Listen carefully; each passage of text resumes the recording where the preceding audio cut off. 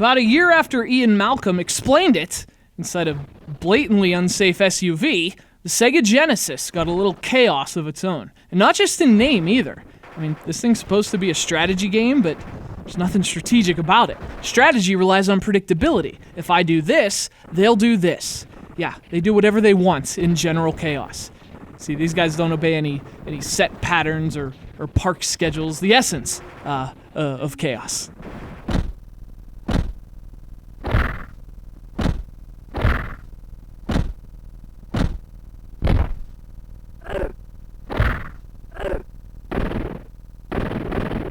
Released back in 1994, General Chaos was a pretty cool concept for a console game. It's a strategy game, at least allegedly, that you control almost like a PC game. You have this little cursor that you move around the screen with a D-pad, and that's how you move your troops. You point to a location and press a button, and they walk there. It's pretty interesting for a Genesis game. And not only that, it came from a studio that was founded by the creators of games like Rampage World Tour. So not only was it a cool idea, it had some talent behind it too. It's just that I think they forgot something. I mean, now eventually you do plan to have strategy in your strategy game, right? Hello?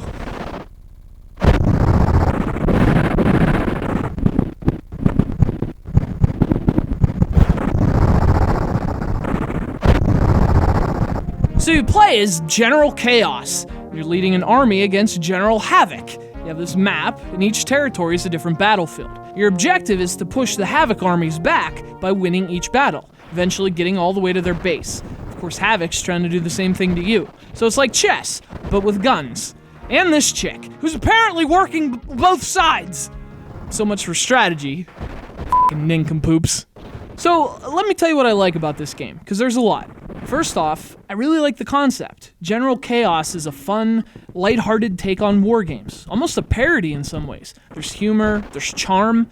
It's a game that doesn't take itself seriously, and that's awesome. In fact, it kind of reminds me of the Advance Wars and Battalion Wars games, at least in terms of tone. Gameplay is a bit of a different story.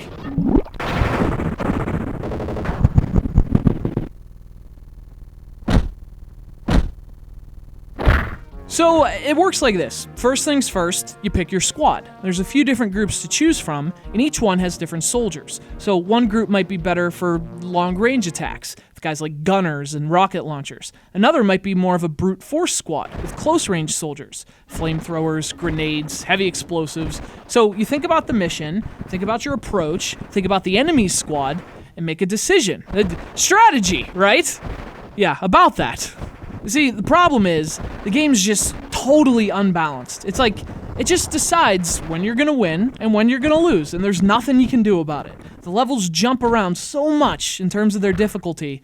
It's seriously, it's a crapshoot. You can win 3 battles in a row, and then lose the next one, seriously, in about a minute. Like they were just messing with you the whole time. The other problem is the game's basic control mechanic. Moving a cursor around the screen with a D-pad, not the best. It's slow, it's cumbersome, and actually knowing which of your units you're moving can be a little confusing. So, it's hard to develop any kind of strategy when even the simplest commands aren't especially clear or intuitive, let alone the game design, which, again, feels more random than strategic. And actually, I think the game's problems are best summed up by its fist fights. See, if you get too close to an enemy, time kind of stops, and you get this one-on-one fight, which is another fun idea, but the problem is, sometimes you beat the guy, but he just pulls out a gun and shoots you. So you could have like twice the amount of health and still lose. See, no one could have predicted that guy would suddenly pull out a Glock.